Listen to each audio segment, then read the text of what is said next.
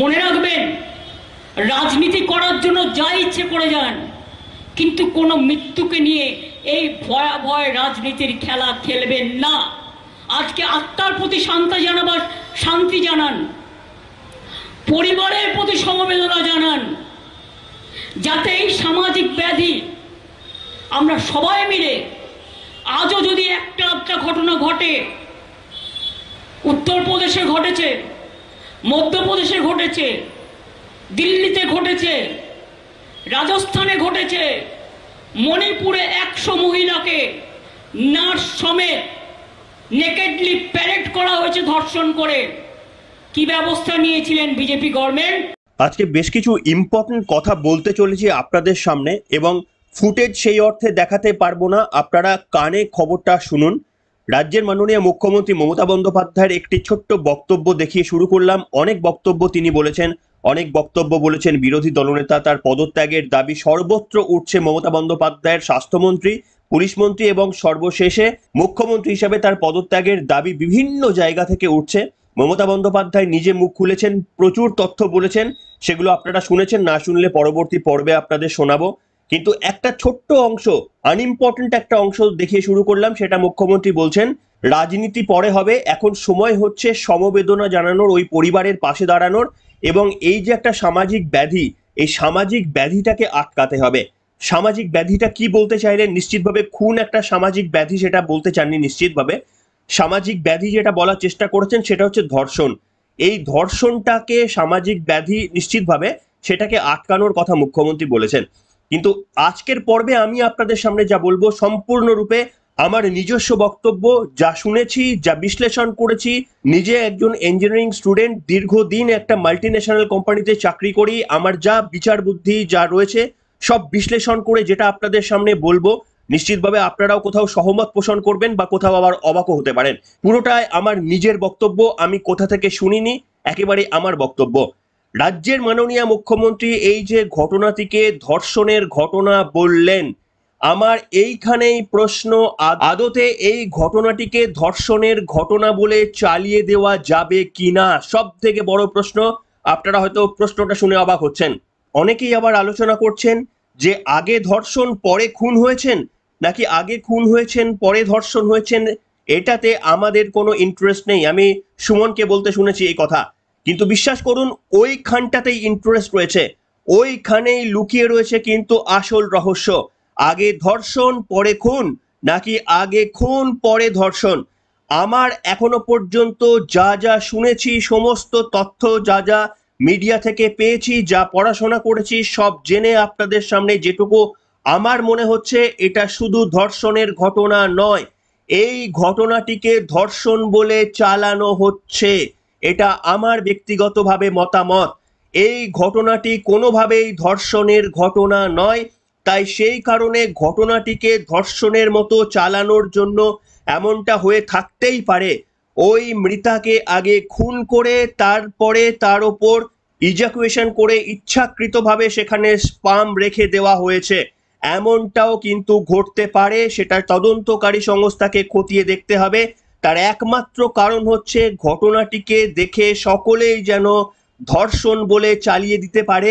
কিভাবে সাধারণ মানুষ নারীদের সম্পর্কে এতটা লালায়িত, সেটাকে বোঝানোর জন্যই ধর্ষণ হিসাবে খাওয়ানো হতে পারে।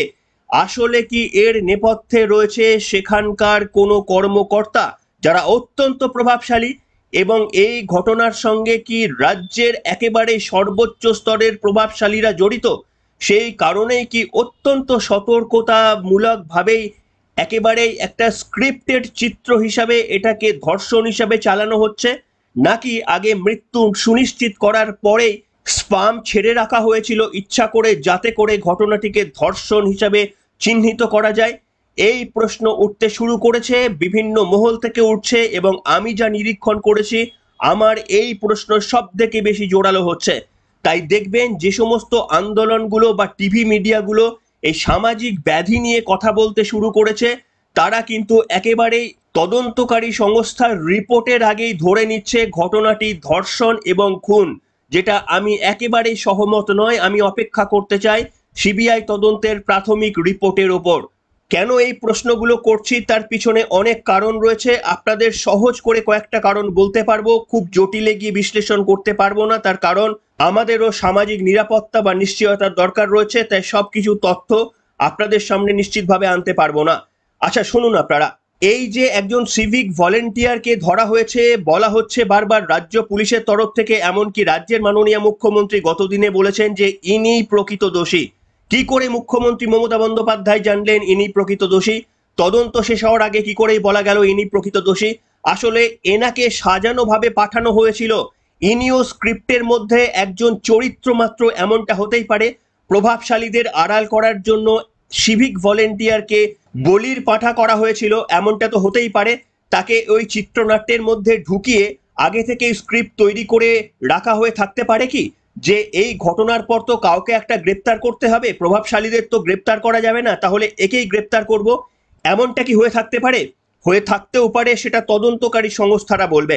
আপনারা বলুন যে একজন মানুষ, এই যে যাকে ধরা হয়েছে সিভিক ভলেন্টিয়ার, এর যদি সত্যি ধর্ষণ করতে এতটা মানসিক বিকৃতি হয়, তাহলে সেই ব্যক্তি এত রাতে একটা বদ্ধ এলাকার মধ্যে 4 তলার ওপর কেন উঠে যাবে, যেখানে ধর্ষণ করলে ধরা পড়ে যাওয়াটার সম্ভাবনা সব থেকে বেশি?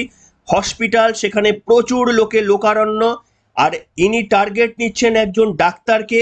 একটা বদ্ধ ইনফ্রাস্ট্রাকচারের 4 তলার মধ্যে উঠে গিয়ে তিনি ধর্ষণের চেষ্টা করছেন একজন ডাক্তারনিকে, এবং যেখানে সব থেকে বেশি ধরা পড়ে যাবার ভয়, সেখানে কেন এই রিস্কটা তিনি নেবেন? তার যদি ধর্ষণের মতো বিকৃত মানসিকতার জন্ম হয়, তাহলে তিনি তো রাস্তার মধ্যে দাঁড়িয়ে থাকবেন, ফাঁকা রাস্তার উপরে দাঁড়িয়ে থাকবেন, ওত পেতে থাকবেন সেখানে যদি সুযোগ পান। কিন্তু তিনি কেন হসপিটালের মধ্যে যাবেন, তাও আবার কেন 3:30-এর পর 4 তলার ওপরে উঠে যাবে?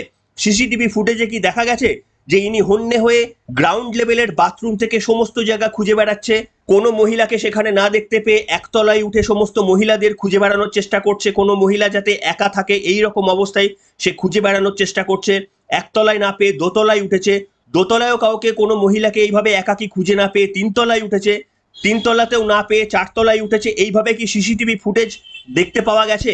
সিসিটিভি ফুটেজে বলছে যে এই লোক একেবারেই 4 তলায় উঠে যায়, তারপরেই 4 তলা থেকে যখন নেমে আসে হেডফোনটা তার কাঁধে ছিল না যখন যাওয়ার সময় ছিল।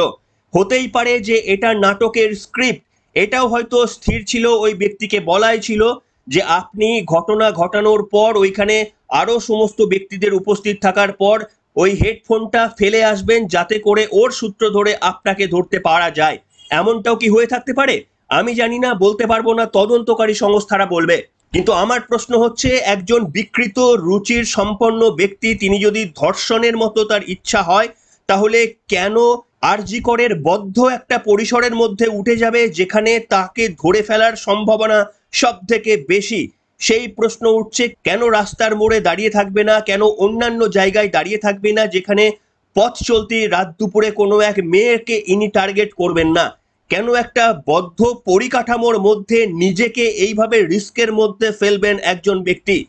এই প্রশ্ন কিন্তু উঠছে, এবং সেই কারণেই যারা খুব সরলীকরণ করে বলার চেষ্টা করছেন এটা ধর্ষণের ঘটনা, ধর্ষণ সামাজিক ব্যাধি, এবং পুরো ঘটনাটাকে ধর্ষণ হিসাবে যারা প্রথমেই বলে দেওয়ার চেষ্টা করছেন, আমি সতর্ক করে তাদের বলতে চাইবো, ঘটনাটি আদৌ ধর্ষণ কিনা তার জন্য সিবিআই তদন্তের রিপোর্টের অপেক্ষা করতে হবে।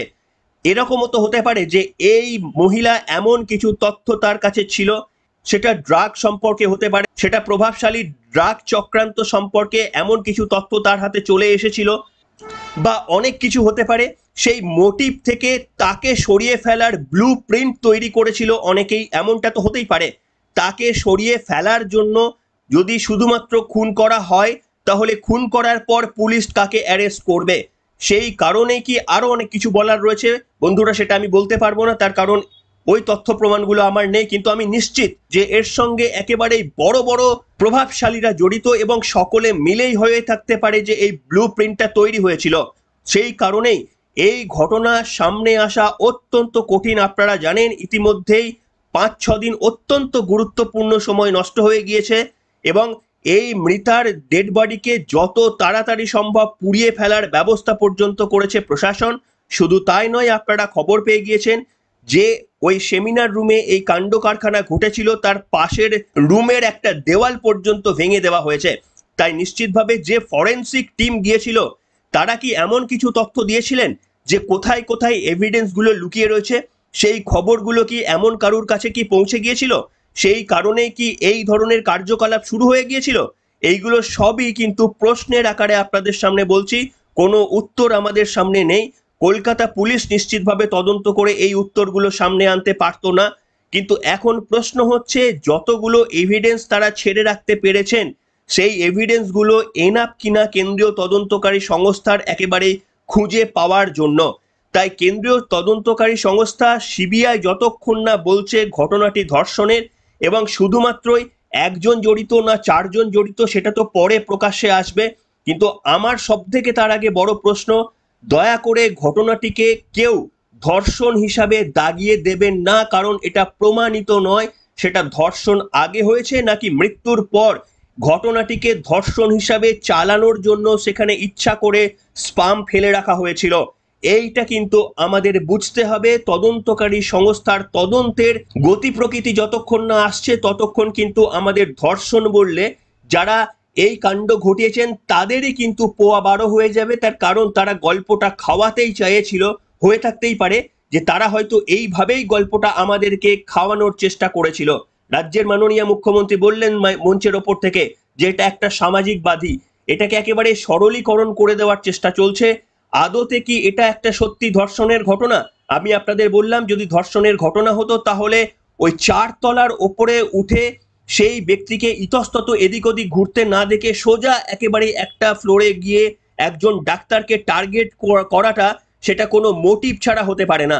একেবারে ডেফিনেটলি কোনো মোটিভ ছাড়া শুধু ধর্ষণের ইচ্ছা হলে রাস্তার মোড়ে দাঁড়িয়ে থেকে যে কোনো প্রতীক্ষায় তিনি থাকতে পারতেন ধর্ষণের জন্য, কিন্তু তিনি জানতেন যে এমন একটা জায়গায় তিনি এনক্লোজড একটা জায়গার মধ্যে যেখানে এত সিকিউরিটি গার্ড, এত ডাক্তার, এত নার্স, এত সাধারণ মানুষরা রয়েছেন, সেইখানে কি করে তিনি রিস্ক নিলেন, একজন ব্যক্তি কি করে সেটাকে ধর্ষণের জায়গা হিসেবে বাঁচার চেষ্টা করলেন, যদি না সেখানে আরো কিছু তিনি মনে করছেন তার আরো বেশ কিছু লোকজন রয়েছে যারা তাকে হেল্প করবে। এই অ্যাসুরেন্স যতক্ষণ না তিনি পেয়েছেন, কিংবা যেটা আপনাদের বললাম এটা বড় একটা কর্মকাণ্ডের ষড়যন্ত্র, তিনি তাকে ইনভাইট করা হয়েছিল, তিনি ক্যারেক্টার মাত্র একজন, তিনি এই পুরো ঘটনার একজন ক্যারেক্টার, তাকে আসতে বলা হয়েছিল, তিনি গিয়েছিলেন এবং তাকে যা যা কর্মকাণ্ড করতে বলা হয়েছিল সেইগুলোই তিনি করেছিলেন, এমনটাও তো হতে পারে। তাই যারা সরলীকরণ করে ঘটনাটিকে ধর্ষণ বলছে, হতেই পারে ধর্ষণ করে খুন করা হয়েছে কিংবা খুন করে ধর্ষণ করা হয়েছে, কিন্তু ধর্ষণটা মোটিভ ছিল কিনা এটা আমাদের জানতে হবে। ধর্ষণটা মোটিভ ছিল নাকি ঘটনাটিকে খুব সহজেই ধর্ষণের একটা তকমা দিয়ে দিলে মানুষ ভালোভাবে খেয়ে নেবে যে দেখো একটা মহিলাকে কিভাবে ধর্ষণ করা হলো, দেখো পুরুষ সমাজের মধ্যে এখনো কিরকম রয়ে গিয়েছে, এই রকম প্রশ্নগুলো উঠতে শুরু করবে, তাতে স্বার্থ সিদ্ধি করাদের মনস্কামনায় পূর্ণ হয়ে যাবে। তার কারণ তারাও চেয়েছেন ঘটনাটি যেন শুধুমাত্রই ধর্ষণ হিসাবে দেখানো হয়। আদতে এর পেছনের মোটিভটা কি, কেন এই মহিলাকে খুন করা হয়েছিল? যতদিন এই রাজ্য পুলিশ ছিল কেউ এই প্রশ্নটা করেননি। আপনারা খেয়াল করে দেখবেন মমতা বন্দ্যোপাধ্যায় থেকে শুরু করে বিনীত গোয়েল পর্যন্ত কেউ এই প্রশ্নটা তোলেননি বা কেউ এটা বলেননি যে আমরা খোঁজার চেষ্টা করছি মোটিভটা কি, কেন ওই মহিলাকে বেছে বেছে ধর্ষণ এবং মারা হলো, কেন ওই মহিলাকে করা হলো। এই দেখুন মোটিভটা কি, এইটা নিয়ে কিন্তু একবারও আশা করি আপনারা কোনো পুলিশের কাছে, রাজ্য পুলিশের কাছে বলতে শোনেননি।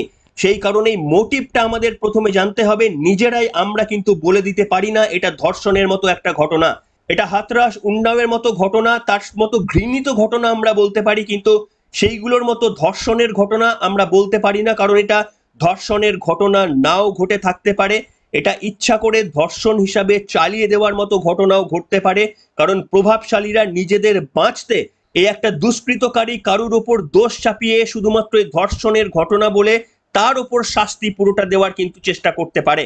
তাই যারা নিরপেক্ষ বিচার চান আগে থেকে কিছু বলবেন না, আমরা সমস্ত দিক ওপেন রাখছি, আমরা কোনো কিছুই বিশ্বাস রাখছি না, এমনকি আমার তথ্যটাও পুরোটাই ভুল হয়ে যেতে পারে।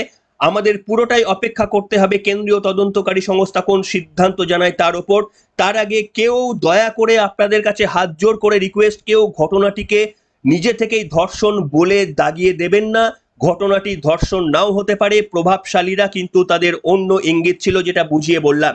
সহমত না দ্বিমত, এটা অত্যন্ত জানার আগ্রহ হচ্ছে আজকের পর্বে। যতজন শুনছেন অন্তত কমেন্ট করে জানান আমার বক্তব্যটা সত্যি মনে হচ্ছে নাকি অন্য কোনো মত পোষণ করছেন, অন্তত আপনারা লিখে জানান আজকের পর্বে। এখনকার মতো এখানে শেষ করলাম।